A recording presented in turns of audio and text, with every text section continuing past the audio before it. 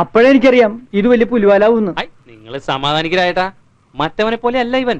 ഈ ചന്ദ്രനെ ഇവൻ ആൾ ഇത്തിരി മര്യാദ ഉള്ളവനാ. അതുകൊണ്ട് എന്താ കാര്യം? സുധാകരൻ ഇനി വെറുതെ എനിക്ക് തോന്നുന്നുണ്ട്. വന്നു.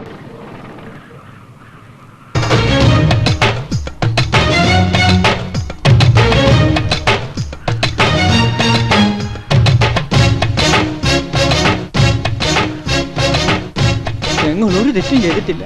ഞങ്ങളെ ജീവിക്കാൻ അനുവദിക്കണം.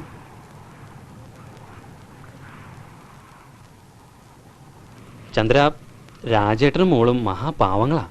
നീയായിട്ടൊരു പെണ്ണിന് മാനക്കേട് ഉണ്ടാക്കരുത്. പറഞ്ഞ വാശിപ്പുറത്താണ് ഞാൻ ഈ കുട്ടിയുടെ കൈ പിടിക്കാൻ നോക്കിയത്.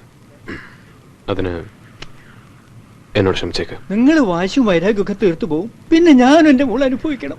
അറിയോ? അതിന് ഞാൻ ഇടവരത്തില്ല. നിങ്ങളുടെ അവസ്ഥയോടെ ആളുകൾ പറഞ്ഞു കേട്ടു.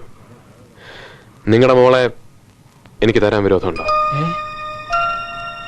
എന്താ വിരോധമുണ്ടോ? ഇതും വാശിപ്പുറത്താണോ അല്ലെങ്കിൽ സഹതാപം?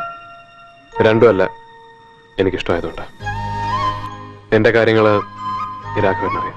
രാജേട്ടൻ നിങ്ങളുടെ ഭാഗ്യ, സംശയിക്കേ വേണ്ട. സുധാകരൻ സമ്മതിക്കില്ല. ഒരു 25,000 രൂപയ്ക്ക് അവൻ ഞാൻ കടക്കാരനാ.